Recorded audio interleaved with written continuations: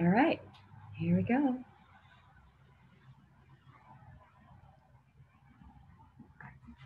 Very good, very good. Okay, thank you.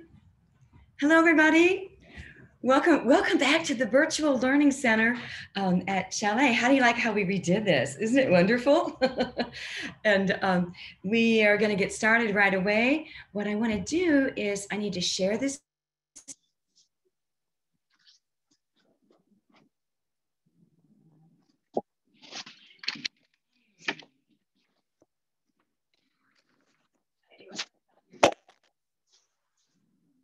Sorry about that.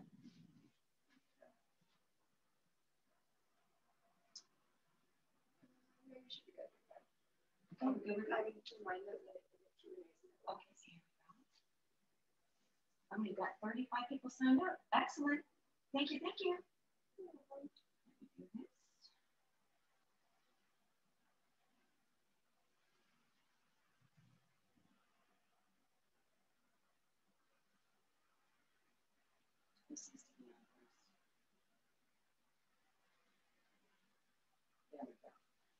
We're good. We're good. We're good. Okay. Hello, everybody. Welcome back to the Chalet's Virtual Learning Center. And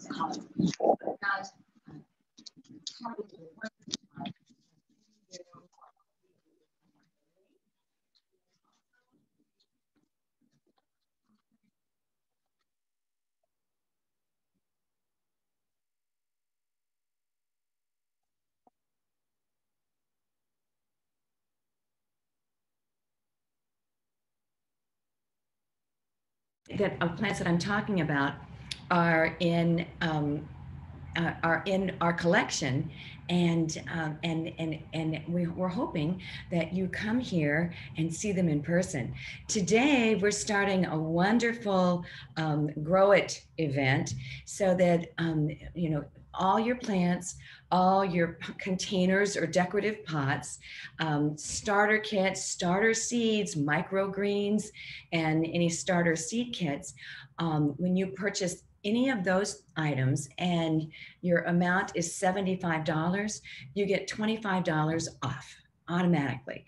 And that's a promotion that we started today, and it's going to be going until the 30th of January. So we hope you take advantage of that. It's really a great deal, So I'm going to go ahead and get started because I've got so much to cover. I'm going to save and answer all the questions at the end. So you can put your questions in the Q&A box or the comment box, and I'll take care of those at the end of the presentation. So I'm going to be a little bit corny. I'm taking you on the path of discovering the best houseplants and to learn about some rare indoor plants that we have. So I couldn't resist putting Pothos on the screen. Get it? Oh, terrible. Okay, we'll keep moving. So here we go. I want to start with the NASA testing.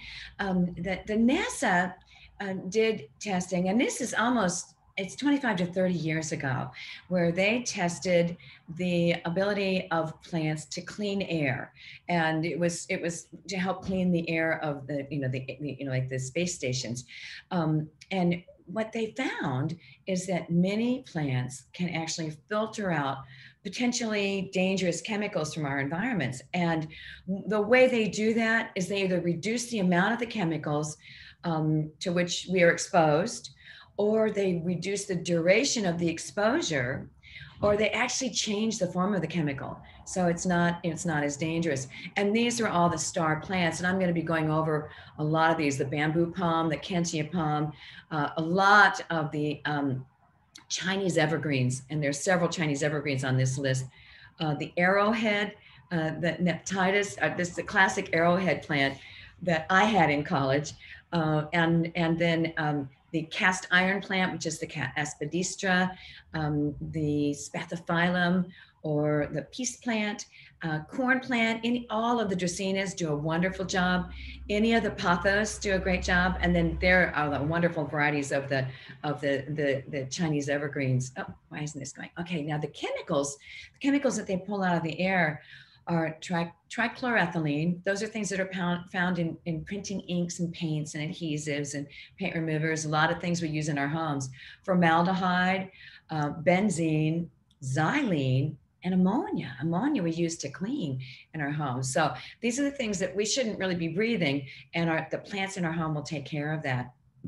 Okay, now the reasons that plants make us healthier people is what happens is, as we live inside, we really reduce our connection to the natural world. And so there's so much research on this that plants they help our emotional health and our physical health by having them in our home environment or your office, your office. So, having houseplants can make you and your family healthier. Okay, now, okay.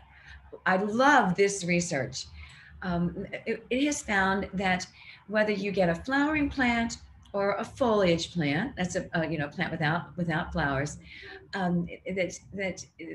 three different studies shown that people receiving plants always elicit what psychologists call the Duchenne or the true smile. And here's examples of the true Duchenne, the partial Duchenne, and a non-Duchenne. And even something as little as an African violet can elicit that smile. So that's why it's a wonderful gift to give to people. Now, plants produce life-giving oxygen and then absorb carbon dioxide. So we're perfect together, the plants and humans. Humans breathe in the oxygen and exhale carbon dioxide, and then the plants absorb the carbon dioxide and then they release oxygen. So it's a perfect combination. Okay, plants also give off water. That's called transpiration. They let the water flow through them from the roots. The roots pick it up, and then it's taken through the plant. And we are all noticing right now, how dry our skin feels and how flat our hair's gotten because the humidity is so low in our homes and our offices from the forced air heating, going nonstop through the cold winter months. The nice thing about plants is that they will actually transpire and release up to 72% of all the water that we pour into their root systems. It comes up through the vascular system of the plant and out through the stomates. Those are the pores in the leaves. Now, any of you who have ever attended the Learning Center, the old education center here at Chalet, will recognize this plant on this screen. This is Sheffy, that's his name, Sheffy the Scheffalera. And he's still there, he's still growing, and he's still looking good. And he's still putting a lot of moisture in the air. So that's why I'm still looking okay. But Scheffaleras are particularly effective in increasing humidity in the environment. And you can see the water droplets on this leaf, how, when the plant was, transpiring. The term for that is called guttation. That's guttation. So you thought you didn't know you were going to get so much science today, did you? Okay, now houseplants may really seem like just a pretty accessory, but they're actually really, really working hard to absorb all those volatile compounds. And one study showed that as few as 15 houseplants, and those are plants that are in this is 6 inches from here to here, so 6 to 8 inches in diameter. That's 15 houseplants throughout a house that is 1,800 square feet. They remove 87% of the toxins in one day, which is really neat. And so much emphasis has been on, the new buildings being so tight so that, so they're more energy efficient. Unfortunately, that's trapping more of these compounds in our environment. So, anytime you can add those plants, it's going to really make it great. Now, plants have a real calming influence and can actually reduce stress. Studies have shown that the blood pressure readings are lowered by people in a room that has plants in it, and Scandinavian studies have shown that houseplants actually can reduce irritation in throats and nasal passages because of the humidity and the oxygen, and so it reduces coughs and sore throats and other cold-related illnesses substantially, more than 30%, which is really, really excellent. And this day and age, with all that we're dealing with the COVID, we're trying to stay as healthy as possible.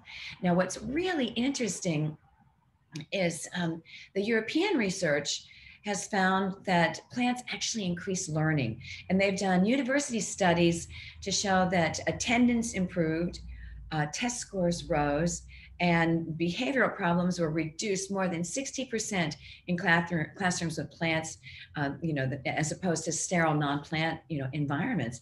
And I love this room where it's a living wall in the background, that you can see. It's interesting. I had to put equal time for parents.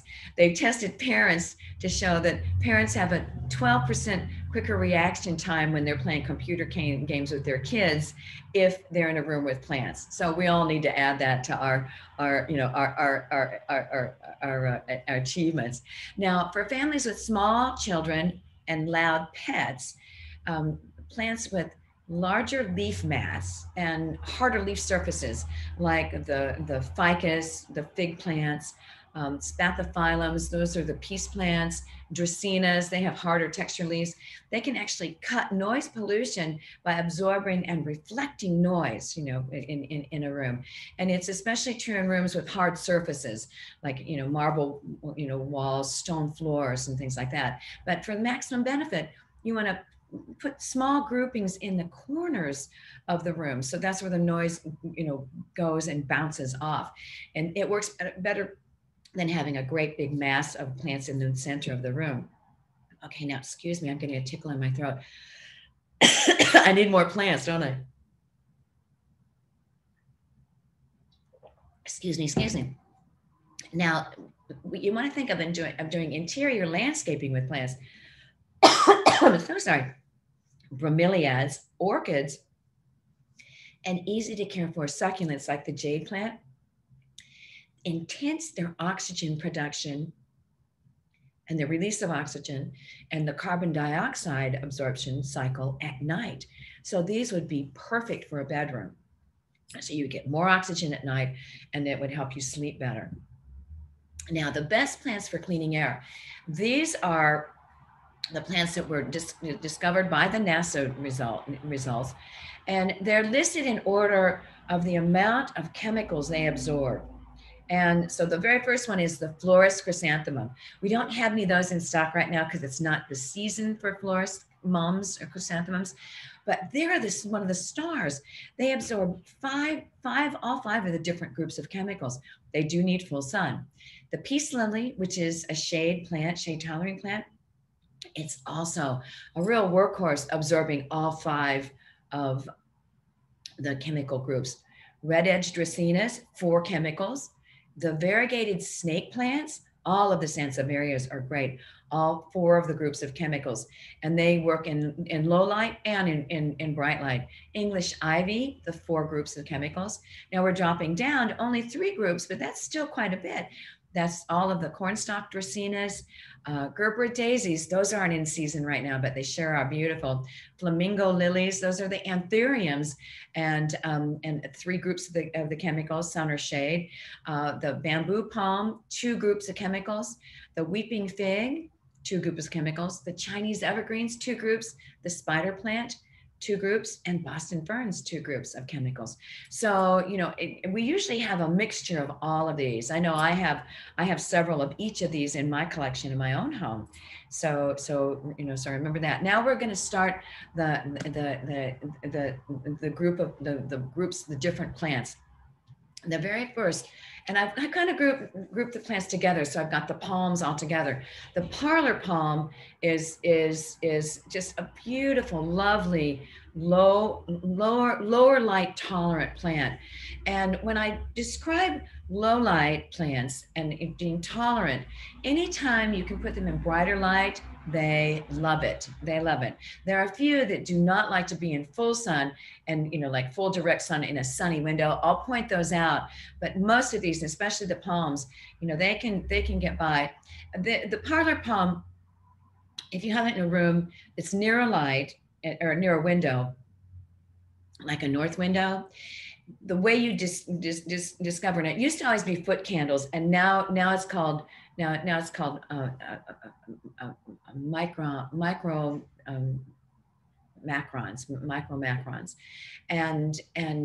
but if you have 100 foot candles of light, which is enough light to read without turning a light on, then that's enough light for a low light plant. So that this is the parlor palm. The bamboo palm, I love the bamboo palm because it tends to be more vertical. The parlor palm is more arching and more fan shaped. The bamboo palm goes very upright with with stems that look like bamboo, Also a very good one for moderate to low light. Now, the Kentia palm, I love the Kentia palm. It is actually notorious for being able to withstand conditions that many plants can't tolerate. So they're tolerant of low light. They do prefer an area that receives indirect light, inside. But these need to, they like to dry out. When I say dry out, the root area, the soil, they like it to dry out in between waterings. So that means getting it on a schedule of watering once a week. And your best indicator is your finger. So get in the habit of touching the soil. When you feel the moisture, it doesn't need to be watered. And then the first time that it feels dry to the touch on the Kentia palm, that means you can wait one more day and then water it, Now, one of the things I'm going to emphasize over and over and over, never, ever let your plants sit in saucers of water. So, if it's a large plant where it's too large to carry the pot to a sink or a shower stall to water and let it drain, then you want to get a product. Oh my God, I can't believe I didn't bring one with me. It's called a down under plant stand. And it's a little elevator stand that sits inside the saucer. The plant is in its pot, sits on top of the down under plant stand. And so you can water the plant in place. The water can drain through the pot and collect in the saucer, but keeping the soil out of any drainage water. So it is so worth it on larger plants to get the down under plant stands. And these plants really love it. Now, these Kentia palms rarely get diseases, but they can be plagued with spider mites and mealybugs and scale insects. At the end of the tutorial of all the plants, I'm going to show you the best products to use on all the plants. And I've got them here and I can show you what they look like. And they were actually on, you got two handouts, one with the outline of the lecture and the other with a list of the plants of the products I'm going to be talking about. Okay, so now the next one, here we go. This is the lady palm or the bamboo palm. It's a Rapsis. And I love this. I did a picture of the foliage that is, that you see up close. But then this is a photo of one of the display plants that we have. It's in between the home and holiday section and our pet living section. So you'll recognize it when it comes in. But this is an evergreen fan type palm. So they have the stems that come up and then the foliage is like the palmate. And what's great, this likes direct, bright indirect light, and it likes to be consistently moist during the growing season. That's from March and through October. But during the off season, it likes for the soil to get dry in between waterings. So that takes it back on that once a week watering schedule. Whenever you're having to water more than once a week, and when I say watering once a week, overwatering means watering too frequently. It doesn't mean when you water enough so that water comes out of the bottom of the pot. You want that. You want to water so you're saturating the whole root ball so that water comes out. I like to encourage people to do what we call a leaching. That means you water it once, let it drain, water it twice, let it drain. And so that's why it's nice to have it in a drainage area like a sink or a shower. And then finish the third time with your nutrient replacement, which is your fertilizer. Nitrogen is water soluble. So every time you water a pot, it washes available nitrogen away. So you always need to replenish it. Our potting mixes aren't real good about holding nutrient. So that's why we have, and I'm just going to start talking about this right now. This is my favorite. This is the Dynagrow liquid plant food. And what makes this so wonderful is it has a higher phosphorus. It's a 795. And Dynagrow is excellent because it's easy to use and it has 11 micronutrients. So they work synergistically. You have the best growth out of your plants. And it's so easy. It's a half a teaspoon, which is this little cap in a gallon of water. And that's your mixture. And that's the mixture you use to water your plants that third time to replace all the nutrients. Okay. Now, okay. The key on this one is, this can tolerate low light and low humidity without bothering it at all. I love lady palms. Now the golden cane palm, it gets its name because it has yellow stems. It is actually the most popular palm, of all the plants that are sold as house plants.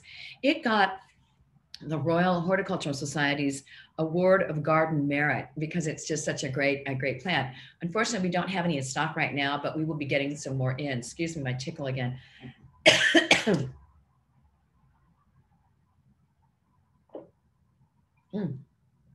Okay. Now, each of these leaves, it's on a long stem, and each of the leaves has 40 to 60 leaflets. Those are what all those long leaflets are sticking off, off of those leaves. It actually will tend to get inside about 6 feet tall. So I love this one. Okay, this next one, come on, Jennifer. Here we go. Now the green European fan palm, I have a fun story about this. When I was in college at University of Illinois, I became friends with one of the graduate students who helped all of us under students, our non-graduate students. And when he graduated and because he was his program was a 2-year program. I was there for 4 years. He moved on and went to another college, and he didn't want to take his European fan palm with him, so he gave it to me. And it was a 5-foot plant. I felt like I'd hit the jackpot. And I had that plant. Well, actually, when I graduated from college, I moved it back home, and we didn't have room in the house, so we moved it to my dad's office, and he had it for another 15 years after that. Isn't that funny? So I have fond memories of this beautiful plant, very, very fan shaped. And it has single stems with the fanned foliage. And you're looking down on this one, which is really nice. These, when they're used as houseplants, will get 4 to 6 feet tall and tend to go about 4 to 6 feet wide, and in a pot. Again, low light tolerant. This one likes a little brighter light than the Kentia Palm, but again, really leathery leaves, so very humidity tolerant. It can get by with very low humidity, and watering just once a week. It also can stand what we call drought periods. So if you leave and like my dad would have to leave the office and go travel, and his secretary wasn't very good about watering it, and it could go a week and a half to 2 weeks without having water, without having any problems. But a great one, just a great one, long-lived houseplant, very long-lived houseplant. Now, these are the Chinese evergreens, and wow, when I studied horticulture back in college, there was just the classic Chinese evergreen, and in the last 5 years, they've been doing so many wonderful hybridizing projects that you've got. Look at all these different names and the different varieties. There's Amelia at the top, Jewel of India is the one right below it. Mary Ann is number 3, Maria Christina is number 4, Silver Bay is number 5, because you can see the bays in the center of the leaf that looks silver, and then silver ribbon, and then there's even more. Look at this, Siam. These are the colored versions of the Chinese evergreen. So Siam, I have to practice saying this. Is Aniamani, the golden fluorite, two-toned. I love the two-tone, it's my favorite. Spring Snow, Silver Bay, and Stripes. And I have some more pictures of these closer.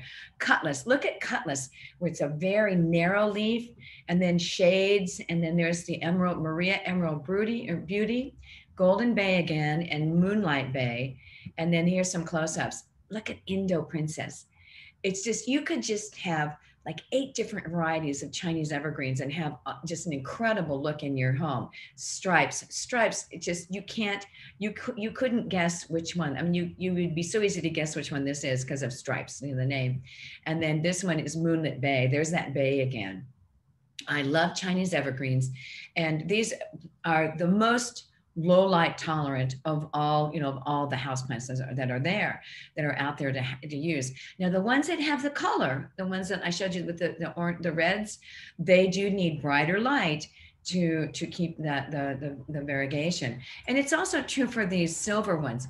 You know, you can see on the plants, the leaves that are down lower underneath the canopy have more green because they're not getting the light to them. So, you know, so they can vary depending on the light that you have, but you know, they can survive almost anything. Oh, spring snow. I love this one. I love this one. Okay, now the next group, Anthuriums. Now the Anthuriums are the flamingo flowers. I think these are wonderful Valentine's Day gifts because it looks like a heart. You're giving a red heart to somebody. And these are very tropical, and it's very tropical. They like their soil to stay consistently moist. So if you feel the soil, and if it's in regular soil, it should be moist. These also do really well in an orchid mix, and so they get more oxygen to their root systems. But they like it warm and moist, and humid. So this is not a plant that you want to put right in the window when it's 20 degrees outside, because it will be experiencing 10 degrees cooler there than it would the middle of the room. So, you know, so make sure that you keep these moist. And you sometimes can see these done kind of you'll see them mounted on a stone that's sitting in a saucer of water. That's an interesting way to handle them as well. But I just like them in pots or in orchid mix. And you do want to give them some indirect bright light to keep them in the flowering mode, you know, but they're beautiful, waxy, leathery, gorgeous, you know, gorgeous. But remember, warm and humid, warm and moist. And they're not tolerant of cool breezes in the room. Okay, the next one is the Norfolk Island pine. And what's fun about this one is when we grow it as houseplants, they stay small. Usually this is a 4-foot size one.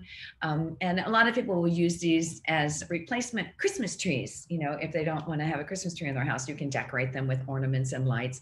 But in their native area, in subtropical areas, actually, Oakland and San Francisco, these are used as landscape plants. And I remember going to a very famous restaurant, and they had this growing as a tree outside of it. And I was just absolutely, the first times I'd ever gone to San Francisco, the San Francisco area, and I realized, oh my gosh, these are landscape trees.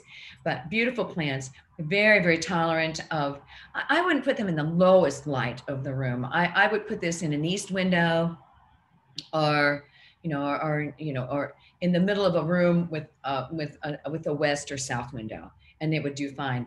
North is a little low in the light. What'll happen is it'll end up stretching and getting too tall. So when plants don't have enough light, it's called etiolation, and they increase the length between their nodes. That's where leaves attach to each other, to the stems. They'll increase that, trying to reach to the light. And I'll show you something in a later slide. Oh, now this is the Ming Aurelia. And this has gone in and out of favor as being some of the most popular houseplants. Again, very tolerant of low humidity and lower light levels in the house. So a wonderful long-lived collector's plant.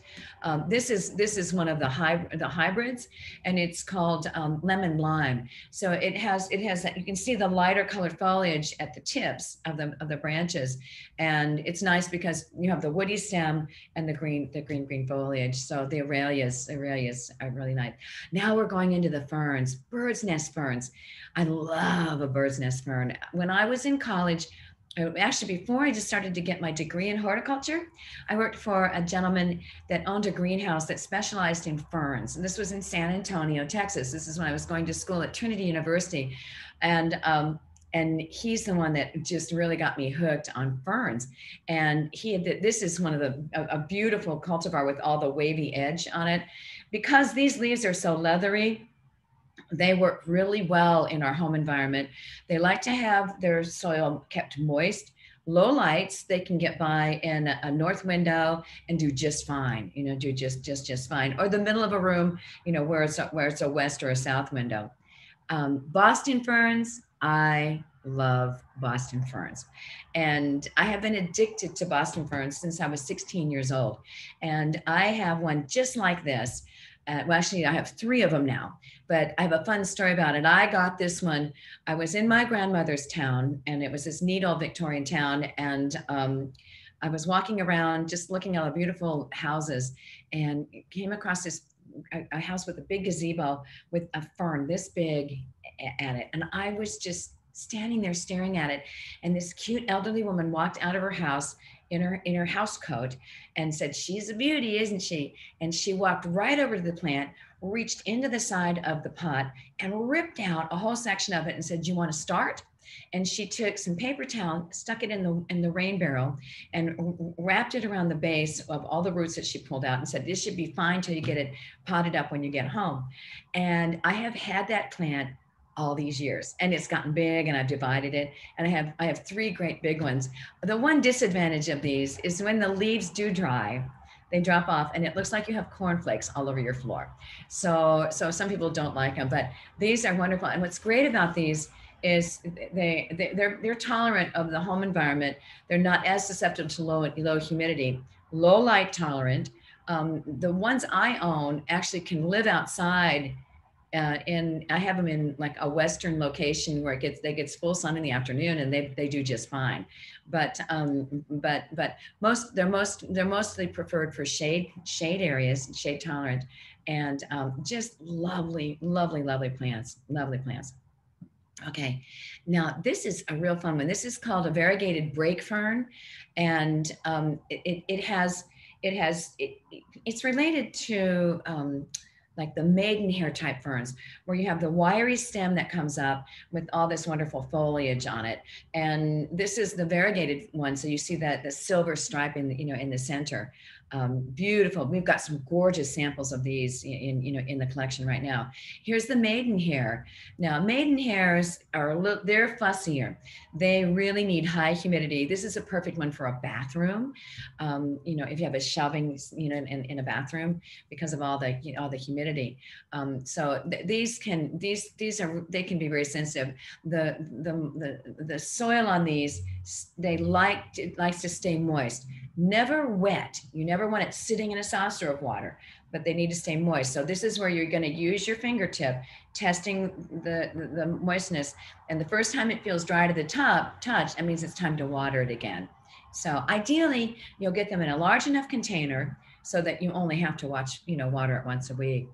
Now, footed ferns are so much fun. They're fun collectors. They're fun. Another one that they have more leathery leaves, and then you can see how that rhizome is covered with they call it tomentose, so it's fur. That's where the rabbit's foot term comes from. And so you've got the Davalia, and then the Philodendron and here, and just fun collectors. Again, the soil can get dry in between waterings, and they don't have to have really high humidity. They can be very flexible. You can be very flexible with that. Shade tolerant, and wonderful collectors plants. Wonderful plants. We've got some beautiful ones in our collections right now. Okay, staghorn fern. Staghorn ferns do need really high humidity, very high humidity. And these are plants that grow on trees, and that's why you'll see them mounted on like tree bark, and you can grow them in a pot, and where it tends to be the top of the pot is horizontal, but then all those fronds will come up and raise above the pot. But there's 2 types of leaves. There's the fertile leaves and the sterile leaves. The sterile leaves are the ones that grow against the tree or against the mounting board. And then the sterile ones, the fertile ones, the leaves that look like the staghorns. And a lot of people they get tricked because you'll see brown patches on the underneath sides at the very tips. People think they're insects, but that's the fruiting structure of the fern. So these are considered collector's items because you really have to take good care of them. And if you have them on a mounted wood piece like this, when you water it, you have to let it drain so well before you put it back up on a wall. So these need a special home and a place where you don't have to worry about having too much water all over the place where they're located. So a bathroom, is a good spot. But I love these. I love these plants. Now we moved into the night blooming Cereus, and I just put one succulent in this lecture because we're going to do a whole succulent presentation later on in the season. But this is one of the collectors. It's the night blooming Cereus. And you can see it has spines on it, so it's not considered a cactus necessarily. And what's great is, okay, it blooms at night.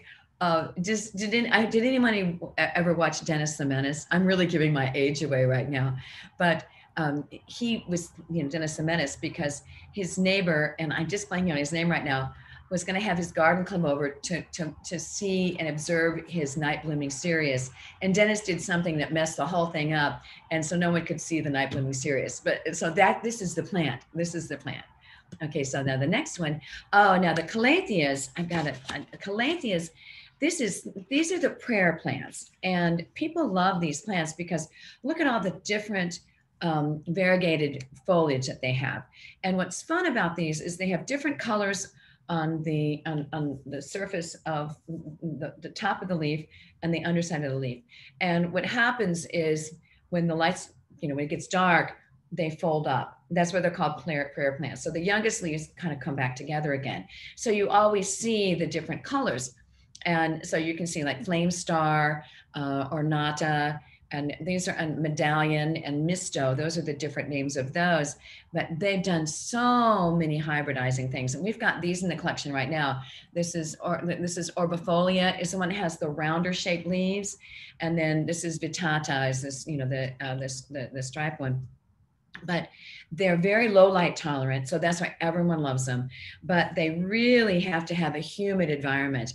And if they don't have high humidity, and this is where, I like to use the down under plant stand because you can leave the water in the saucer and then that increases the ambient humidity around the plants. But if they don't have it, then you start getting the tips burning or the tips turn brown. And that really upsets people, when that happens. I've got, let's keep moving on here. All right, now this is, I hope this brings back, let me go back. I think I can go back. Oh, darn, I don't know. Anyway, I can't, but because on the plants that you have to keep more moist, if you have to keep the soil consistently moist, you have a higher risk of having fungus gnats. And boy, we're seeing an outbreak right now of fungus gnats. And those are these little black gnats that are flying all around, our houses because the larvae hatch in moist soils. The eggs can stay dormant for up to 5 years. And when the soil is moist, those larvae hatch and they feed on the fungus that lives on the organic matter in our houseplants and in the potting mix. So, and then the adults emerge. So the best thing to use are systemic granules on plants like that. And this is, I'm going to show you this right now. Those are the systemic granules. And you use 2.5 tablespoons for 6 inches of pot diameter. Sprinkle the granular, it's a granular, and you sprinkle that over the surface of the soil and water it in. And that takes the chemical down into the soil and it kills those larvae. And then the plants absorb it and it stays in the plant for 8 weeks, 2 whole months, and it takes care of other insects as well. Now, if you're using edibles, and then you use this one. This is just called the mosquito bits. And these are cork pieces. You sort of see the little cork pieces, and they're coated with BT, which is a bacteria that kills the larvae of mosquitoes and fungus gnats. And so you sprinkle this over the top of the soil, water it in, and it goes down and kills the larva for 30 days. So that's, but now I'm just getting back up here to the spider plant. I add this because spider plants, this was one of the first houseplants I ever had. And it's probably one of the first houseplants many people have, because they're so easy to share. And you can see the beautiful foliage, and you can see the runner in the picture on the left. You can see the runners, and then the hanging basket shows all of the baby plants attached to the end of the runners. And this is kind of a real, an excessive one. But and then I have to show you, this is another one that was a new hybrid that I discovered just last year called Mandarin Orange. And this is in the spider plant family, but you would never know it. And what a gorgeous plant. Isn't that just beautiful? Okay, so let's keep moving on here. I'm watching. Now, the cordylines, or the New Zealand flax plants, are wonderful. A lot of times people only see these in the summertime when they're outside to use in containers, but they have come in with and they also call these, the tea plants, beautiful, beautiful cultivars. This is kiwi, which is so bright and so wonderful. Now, anything that has brighter light needs to have some pretty good sunlight. When I say bright, indirect light. So an east window, morning sun, afternoon shade, in the middle of a room with west light, or even I hesitate to tell you to try to use a north window, because I don't think you're going to keep the color. But this is kiwi. This is exotica. This one, the next one is florica. Isn't that beautiful? This one is red sensation. Most people are really familiar with this one. This is kind of the one that the New Zealand red flax that we've used in our pots for many, many years, our outdoor containers. This is sherbet. And then look at Pura Vida. Oh my gosh, it's just luscious. I mean, just that hot pink. And I think, now we've moved into the crotons. And crotons are around, back when I fell in love with plants. And this Petra is probably one of the classic, the classic, colorful ones. And again, bright indirect light. If you have it in a full sunny window, it might get sunburned, depending on how warm the window is and how warm the temperature is. It could tolerate it. What happens, and you need to know that when you move a plant 6 inches away from a window, you reduce the intensity of the light by half. So if you need more light, move it close. And if it's too much, move it away. And these are fun ones to experiment with. This is ice tone. This is gold dust. I love this gold dust. Okay. And then this is magnificent.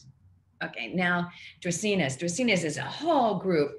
The marginata, most of us have all had a marginata, and that's the one where it's green on the outside and with a red stripe on each side, and just subtle. It's like a burgundy stripe.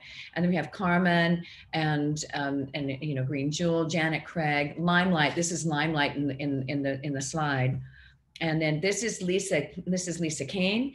Lisa Kane has thicker trunks, much thicker trunks, and so wider leaves, shinier leaves, and darker colored leaves. So it's a really good one to have and we usually have these for many, many years in our collections. Okay, citrus. I love citrus. This is a fun collector's plant.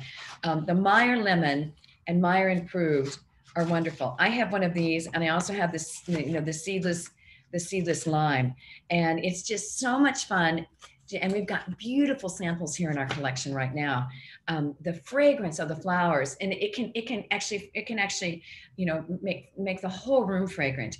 And they're in bloom right now. And then they make these delicious lemons that you can harvest. Mine, I have it in a west window. And it's enough window, it's direct sun coming through the window. And I got 34 lemons on mine last year.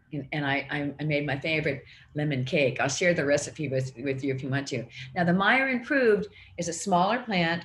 The lemons are a little sweeter, and it blooms more frequently and fruits more frequently. So it's worth it. Here's the Meyer Improved, and you can see this is growing out in California as a landscape plant. Oh man, wouldn't that be fun? But they do great as house plants, and then move them outside for the summer so they can get some good sunlight and recharge for the winter and have it in a sunny window inside. This is a fun cultivar. It's a variegated pink lemon. And we had some of these this summer. We haven't had any right now, but fun to see. And then the Bear's seedless lime, that is not a typo. That's the real name. It's Bearss, seedless lime. It's also called a Tahiti lime or a Persian lime, and it's wonderful. Look at those limes at the top that are sliced. No seeds at all. They're delicious, absolutely delicious and juicy. And then the foliage also has a fragrance to it and a flavor to it. So if you don't have any limes, you can actually take the leaves, crush them, make a tincture out of them, and use that to flavor, to flavor teas and things like that. Dieffenbachia, dumb cane. The reason it's called dumb cane is there's oxalic acid in the cells in the leaves. And so when anybody bites it, those oxalic acid cells get released, and they're little needles. They're like, the cells are like little needles, and they drive into a tongue and lips, and they cause it to be numb for a little while. So that's why you have to be careful with pets, because they'll chew the leaves. The one thing it does though, if a cat chews a leaf, boy, it breaks them of chewing on those leaves just that first time. But there's beautiful, look at all these wonderful cultivars. Camouflage is up in the upper right-hand corner. There's the Perfection, and then Tiki is the one down below here. And this is the classic Dieffenbachia and the dumb cane. And then I love this one. I love this one. This is the golden one. And then the next, ficus trees. These are the fig trees. And the foliage on the side, people know that shiny, that ovate shaped leaves with a little point on it. This is alii, is the longer strap shaped leaves. They tend to be not as fussy. The classic Benjamin fig is notorious for dropping its leaves. If it gets too dry, if it gets too wet, if it gets watered after being too dry, if it gets in a cold breeze. So they're notorious about dropping their leaves, but they're famous for regrowing. And so people usually have fig trees in their collection for years and years and years and years. And very, very tolerant of lower humidity. And you let them get dry in between waterings, and they're just fine. They're just fine. This is the rubber tree, and this is a cultivar called Ruby. And there used to be, when I was a kid, there was a song about the rubber tree plant. And so this is kind of, and most of us know the green leafed ones, and oftentimes they're in windows of, open storefront windows growing up against the glass, and they've been there for years and years and years. I only put one orchid in this because I'm going to do an orchid presentation on the 22nd. But this is a terrestrial orchid that has this beautiful foliage called a jewel orchid, and those red stripes. And then it does bloom with white flowers, but this lives in regular potting mix. You don't have to use a special orchid mix. So it's more of a houseplant than, but it is an orchid. It is an orchid. But I threw that in because it's a collector's, and a lot of people have never seen it, and it can be kind of unusual and rare. Philodendrons. Oh my heavens. There's so many wonderful philodendrons. I'm just going to kind of charge on. And there's the small leaf ones, and then the large leaf ones. This is one called Deja Vu. And then there's Imperial Red. We've got these in stock right now. And then Jungle Boogie. This one was from Thailand, and that elongated leaf with the cut leaf. These are harder to get. I'm hoping we get some of these in. Macaulay's Finale, which is beautiful with that orange foliage at the tip. It's the new foliage is that color, and then it matures to that gorgeous shiny green. Moonlight, beautiful neon green. And then the Monstera, everyone loves the Monsteras, and those are those big cut leaves, and they get huge. They can get as wide as 4 feet in a pot, and they go up to about 3.5 to 4 feet tall. They also can vine. This is a miniature one called Monstera Ginny, and this is on a trellis, and you can see that really highly cut leafed. And then this is back to the regular philodendron, pensive orange. And then this is a Monstera type called Zandu. And you can see how much more heavily cut leaf, the deep cuts in the leaves. This is a luscious one. This one is up in the Botanic Garden in Milwaukee. in their glass house. Now I want to show you the difference between the pothos and philodendron. And you can see the leaves of the pothos on the left-hand side. And then you can see how they're attached. There's no sheath like there is on philodendron. So you can see the middle picture is showing the root, the roots that come out at the different leaf axils, and they're not protected by a sheath. And then over on the very right-hand side is the philodendron. So that's how you can tell the difference between the two. And then these are, look at all the different types of pothos, the different kinds of variegations. And I love this chart, but I'm going to show you the neon. Neon is one of my total favorites. And then the silver splash. Silver splash is just luscious. I love this, and so easy. Very, very low light, very low light. So this is one of the lowest light tolerant of all the plants we have out there that each own. Okay, and then the golden, and then this is golden on a totem, and we've got a beautiful collection of these right now, the totems where they grow up the totem. Now this is the ponytail palm, and this is what we call a caudex type plant, where the stem is enlarged and it stores water. This is a fun collector's plant. If you own one of these, you usually have it for many, many, many, many years. It likes to be, it likes bright light, and it likes to have well-drained soil, and it likes to get dry in between waterings. So, test it with your finger and see, but a beautiful, beautiful collector's plant.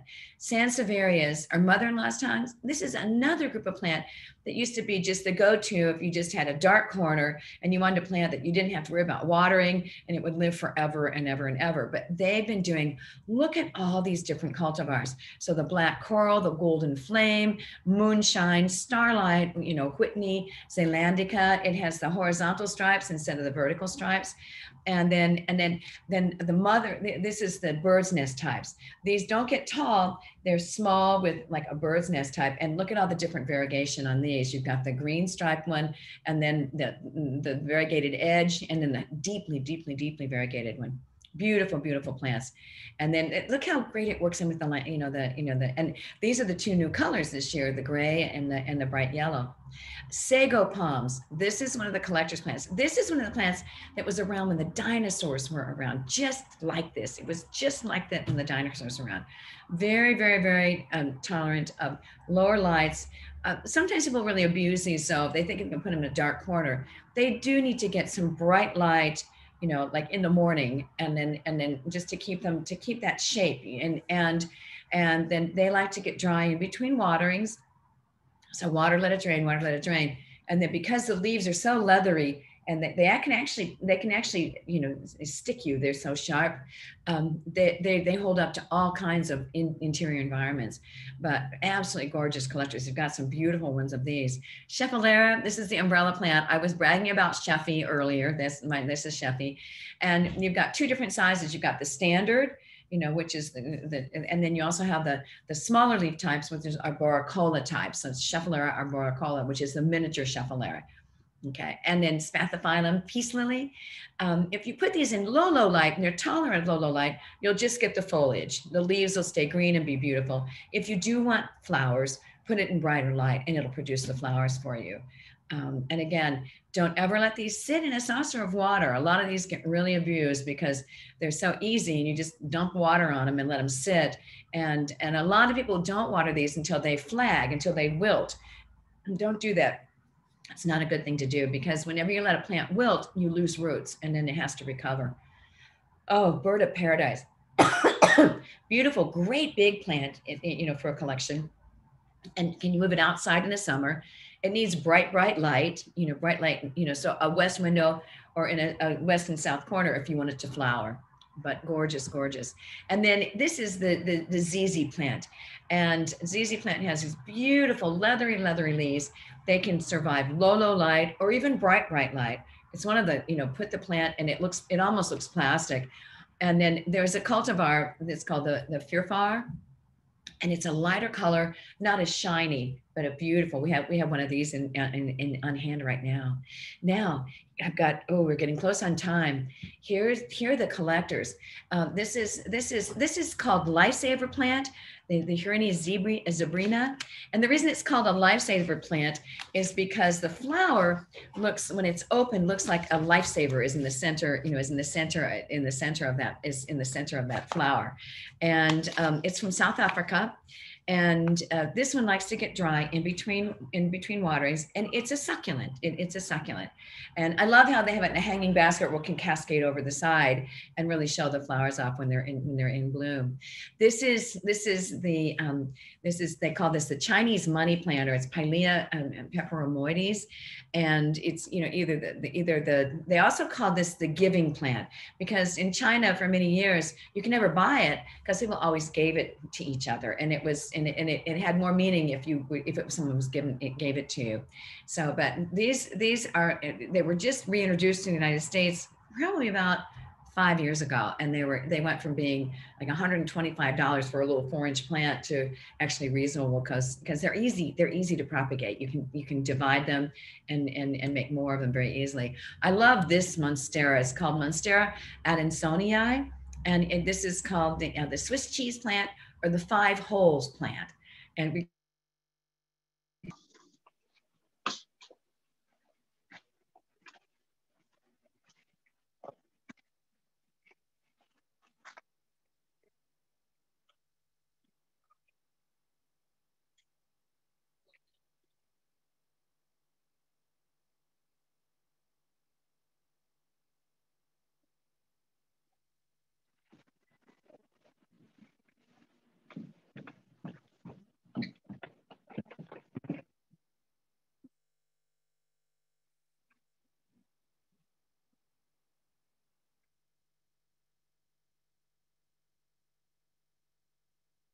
it's a type of impatience, and they're in pots about 2 feet tall right now, and with these beautiful, look at the detail on these plants, definite impatience type plant. And so we're at the end of it, and this is just to summarize that this presentation, it proves that the benefits of plants, the true benefits don't even really meet the reason that we have plants in the first place. It's just really to set a mood, create a special look in our homes, and we just enjoy them for those emotional reasons. And then the huge benefit is we get the physical benefits as well. So I'm gonna switch. Let me get this out of the, I'm gonna go here and stop the share so I can see the questions. Oh, here we are. And I'm opening up the chat box. Oh, we still have 72 people here. Thank you for hanging on. Okay, no sound.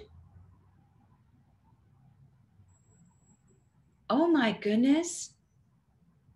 No, it looks like it's back. Okay, I'm so sorry. Gosh, I'm so sorry. I'm so sorry. Okay, so let's keep going to see. I'll fix now. Ooh, I apologize. Okay, I'm gonna go over to the Q&A box here. All right, so here we go. My string of pearls looks like it's drying up at the stems coming out of the dirt. The pearls hanging off the edge look fine. What's going on with it? It may have gotten too wet, and you got some root rot in the top of the stems. You need to, you may need to take cuttings and restart them to help take that. What I'll do is I'll get back to you on this as well. I may ask you to send me a picture. And where are the handouts? Oh, the handouts were sent us in the same email, a text. Scroll down to the bottom of your email and you'll see where the handout is. And it says, I acquired several plants 3 months ago and have seen no new growth on my ZZ plant or snake plant. 3 months ago, the days were getting shorter and shorter and shorter and shorter. So the plants were going into a semi-dormant phase. Now that our days are getting longer and longer and longer, you'll see more new growth on them. But one thing you want to do is make sure you fertilize, water them sufficiently, and fertilize them with the Dynagrow, liquid plant food. That will really encourage the new growth. Okay, are any of these problematic for pets? Ooh, Andrea, you know what I want to do? I want to get back to you on this, and I'll find you and send you that. I should have had those all marked, so I'll get back to you on this. Let me see. Why am I not getting more of the questions here? Hold on. Okay, hold on. What happened here? Oh, here we go. Nope. Let me go back.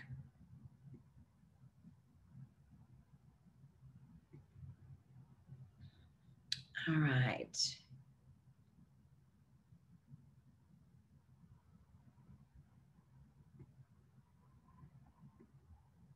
Oh, good, I got it bigger now. All right, but I've lost my other screen. I'm so sorry, hold on here. You guys, I messed up. I apologize. I'm gonna take this back down.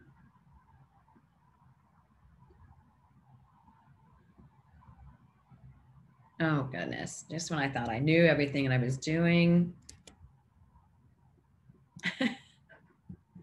Everybody, I apologize. I lost you.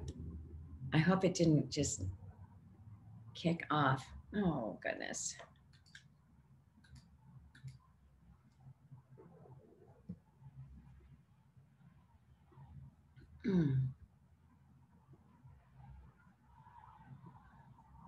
Everybody, I apologize. I've lost you. Let me see. Where is Carly? Where is Carly?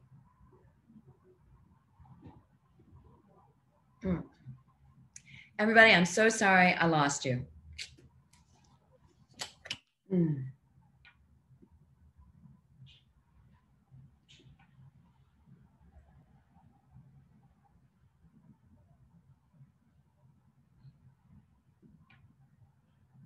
Okay, here we go. Yeah, it ended.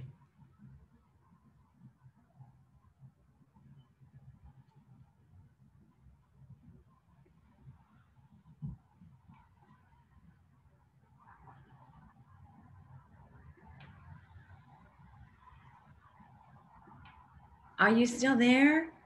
Or did we lose you? I think you're still there. Oh my God, I apologize. Okay, Q&A, let me.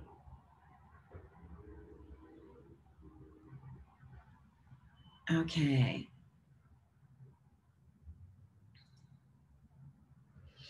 All right, here's another question. I think you're all there. Okay, you have two questions. What are thoughts about putting rocks at the bottom of a plant that doesn't have drainage? I don't like that. It's not a good thing to do. I mean, it gives the plant an 18-month life, and then and then because the water can build up, and you can't leach the minerals out of the soil, they build up, and you get a high salt content. So it's just not the best way to do. You're better off to just put if you want rocks in the bottom of a planter, then put the plant in another container on top of those so you can lift it out, water, let it drain, and water, let it drain. Okay. Okay. Everybody, I'm going to go back and answer your questions, later. And let me just take this back down again. And I think I lost you. I apologize. So everybody, thank you so much. And come in and see all of our wonderful plants. All right. I don't want to make everyone go over. Thank you so much. Bye now.